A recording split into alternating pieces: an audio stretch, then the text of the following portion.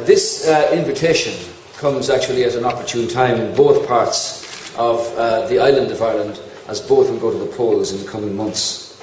The outcome of these elections will actually have significant implications for consolidating the peace process and strengthening the relationships between the institutions and the people in both parts of this island to enable us to meet the challenges that lie ahead.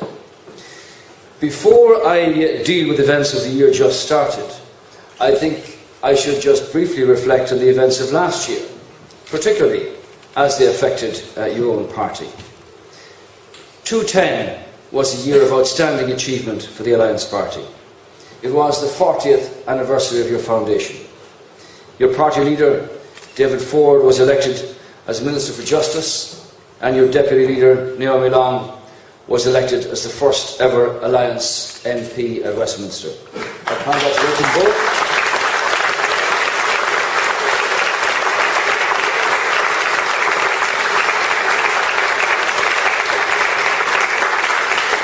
I congratulate them both, and I wish them the very best in their endeavours, and well done to you. Their respective elections to high office are not only huge personal achievements, they are indeed a just reward for the commitment and the dedication of the Alliance Party members who have worked for decades to promote the philosophy of reconciliation throughout the most difficult, most divisive and most bloody period of Northern Ireland's troubled history. The Alliance Party has had an unswerving commitment to the twin policy of partnership in government between both traditions in Northern Ireland and also friendly cooperation with the Republic of Ireland, and that has justifiably earned you the respect of both Dublin and London and played a hugely significant role in shaping the Good Friday Agreement. The implementation of this agreement has dramatically transformed life on the island of Ireland. However, if history has taught us anything, it is that we must always be vigilant and never be complacent. On the 9th of December 1973, as many of you will recall, an historic and imaginative political agreement was signed in Sunningdale. Tragically, that did not stand, and decades passed before we were able to construct a new agreement which embodied much of what was in the heart of Sunningdale. Unfortunately and tragically, as you're aware, in the intervening period, thousands of people either losing their lives or being seriously injured, primarily in Northern Ireland, but also in the Republic and in Britain, cast a shadow over life here. As well as the human cost, considerable damage was also inflicted on the economies and the reputations of both countries. Despite the fact that the current peace process enjoys the support of all government and opposition parties throughout Britain and Ireland, there are a number of dissidents that still remain in existence. Attacks carried out by these unrepresentative organisations increased by 70% last year, and is an indication of their determination to undermine the current peace process. The Independent Monitoring Commission has repeatedly stated that these groups are actively recruiting and training young men in particular without any previous terrorist experience and are engaged in serious criminal activity like weapons acquisition. Now, if there is one message that I want to send out from this conference and my participation in it today, it is this. On March the 11th, 2011, if the people charge me with the responsibility of leading the next government, I pledge that that government will use every resource at its disposal to confront this threat.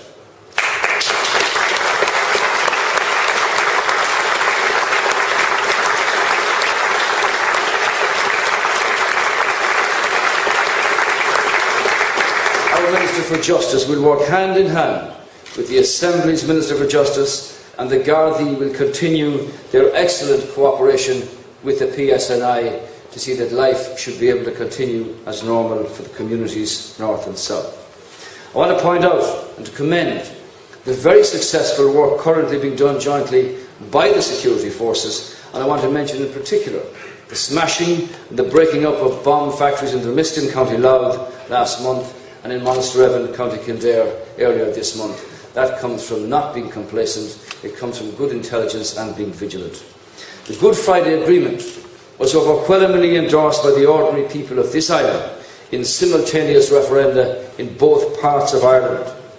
We will not allow their democratic right and their democratic will to be thwarted by any organisation or group, whatever its origins. We cannot overlook the direct links between organised crime and subversive organisations. In strengthening cooperation between our political, legal and security institutions, we can make an enormous contribution, not only to eliminating the threat of terrorism, but also to the apprehension of those that flood the towns and villages of the island of Ireland with drugs. This illegal trade is the major source of criminal activity and is responsible for wrecking the lives of thousands, particularly our young people.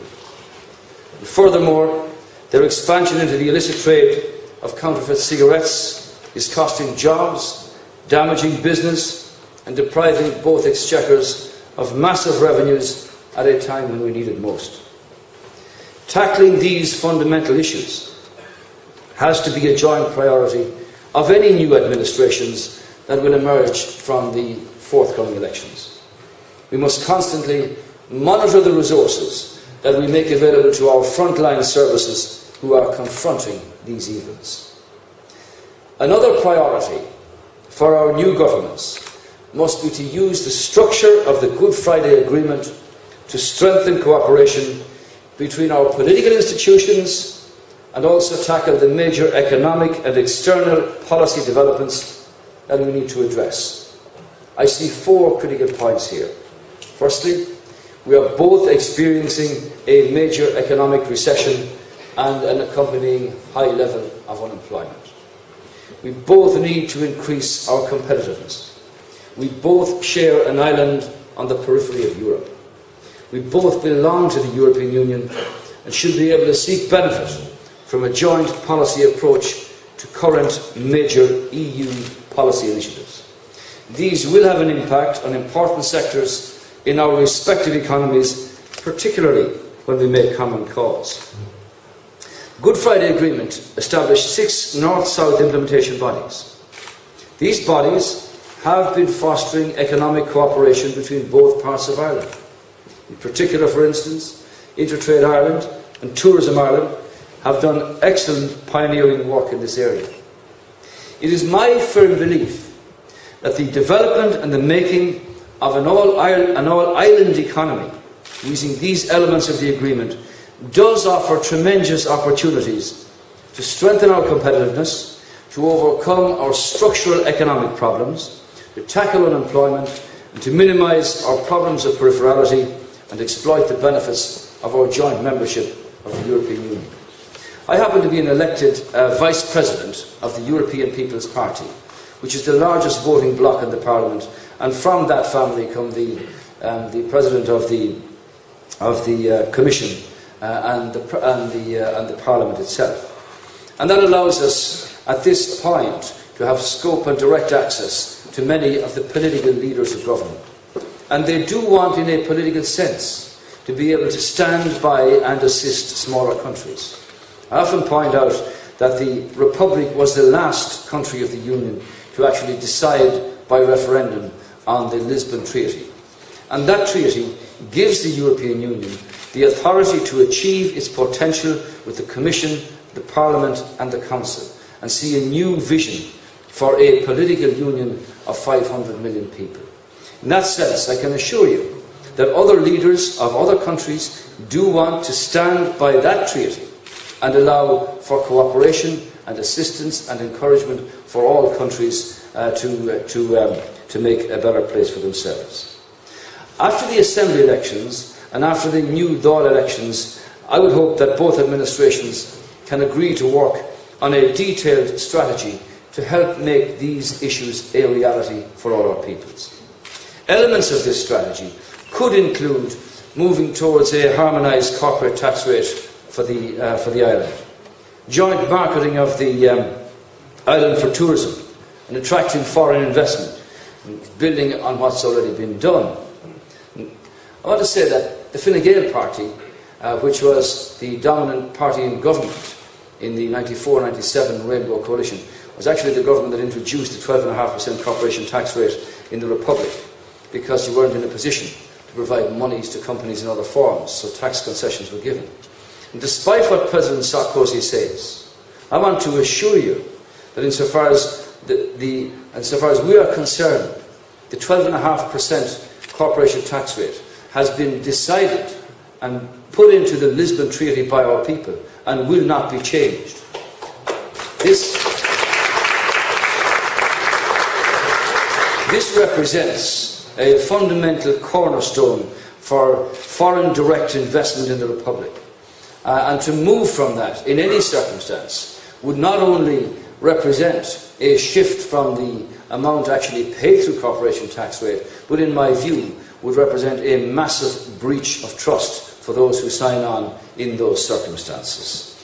So in the European Union context, we should also consider developing a joint approach to influence the common agriculture and structural fund policies and their implementation post-2013.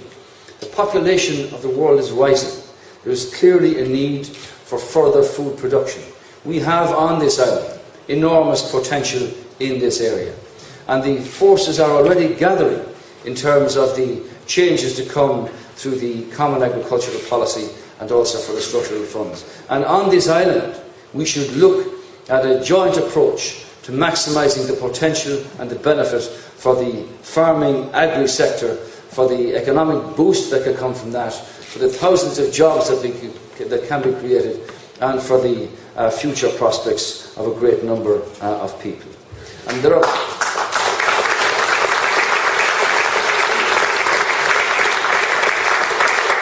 Given its potential in the agri-sector, given the fundamental basis upon which we can grow and produce food on this island, I see enormous potential in having a joint approach here, in respect of which we will get assistance from other countries. And when you take into account the situation of our respective economies, it is possible for us to make a strong bid for a share of the European Union structural funds for the development of the island economy during the 2013-2020 financial perspective.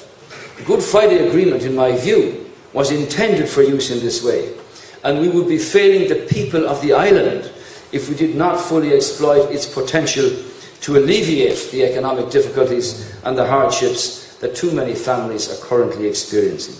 And none of it would threaten the right of each part of Ireland to maintain its own chosen character and its own constitutional integrity. Now, we're faced in the Republic with an election on the 11th of March. And for the last 2.5 years, economics and banking situations and the financial perspectives have literally moved everything else off the pages of the news. And obviously, to rectify our economy, we've got to deal with that crisis and deal with that structural problem. But elections are not only about hard economics and about austerity programs.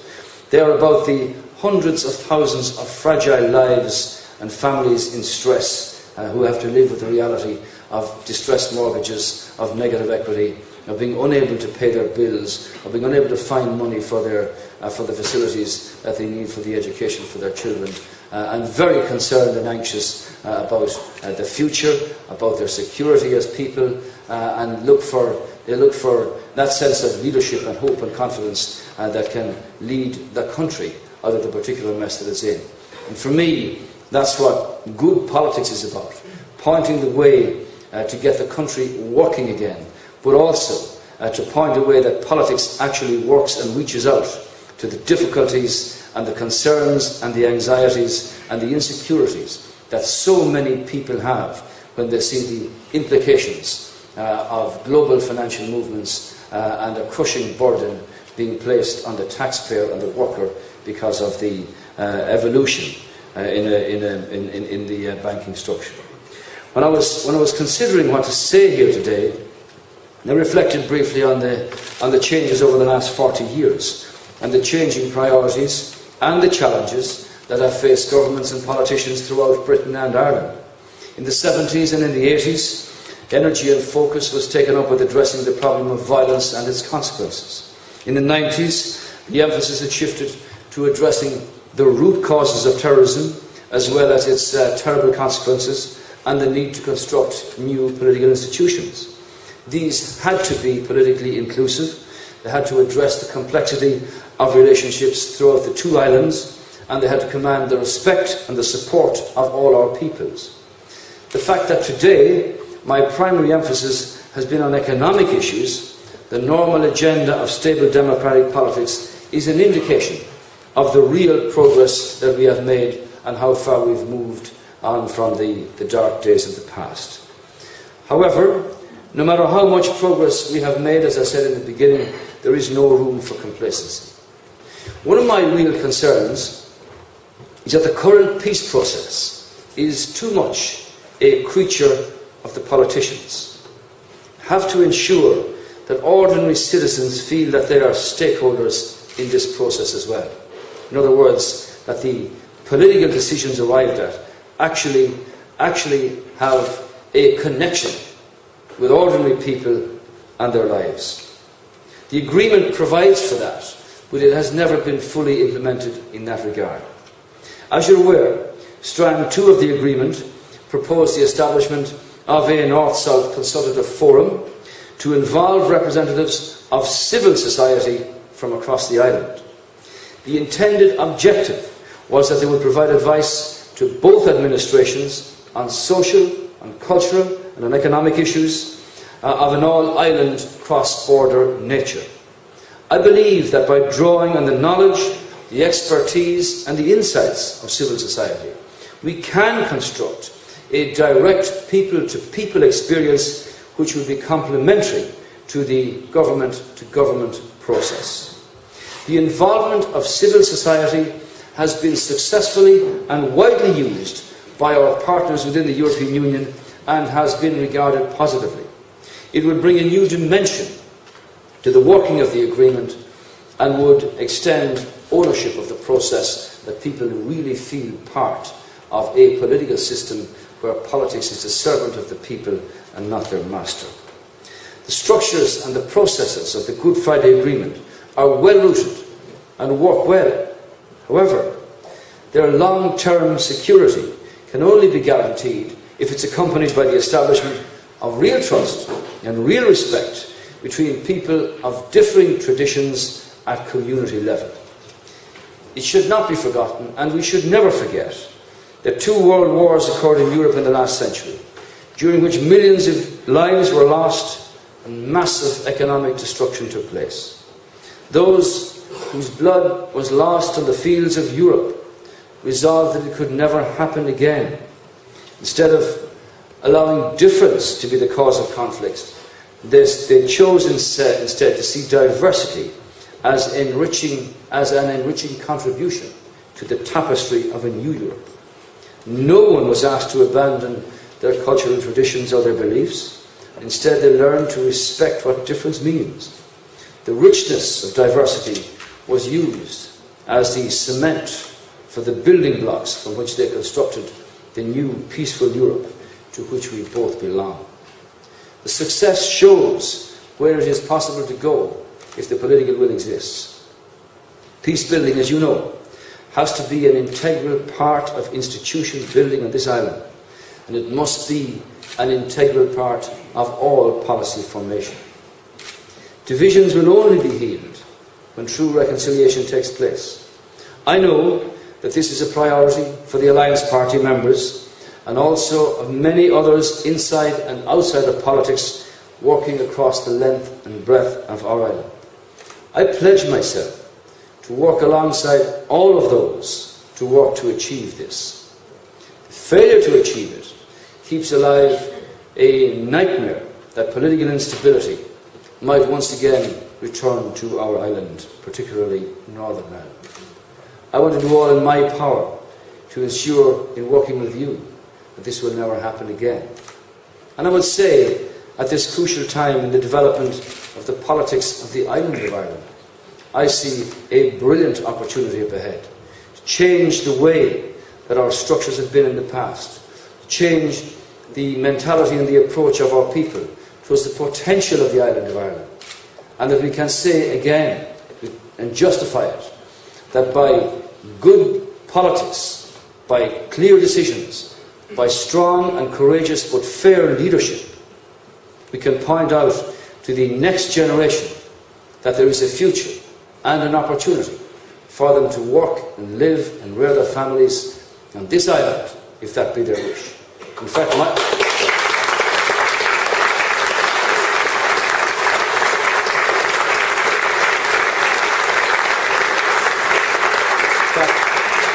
fact, my political philosophy in one sentence for the work I do in the Republic is that by 2016, the centenary of the rising of 1916, when the first faltering steps towards economic independence were taken, is that by 2016 we should be able to demonstrate that we are the best small country in the world in which to do business, in which to raise a family, and which to grow old with dignity and with respect.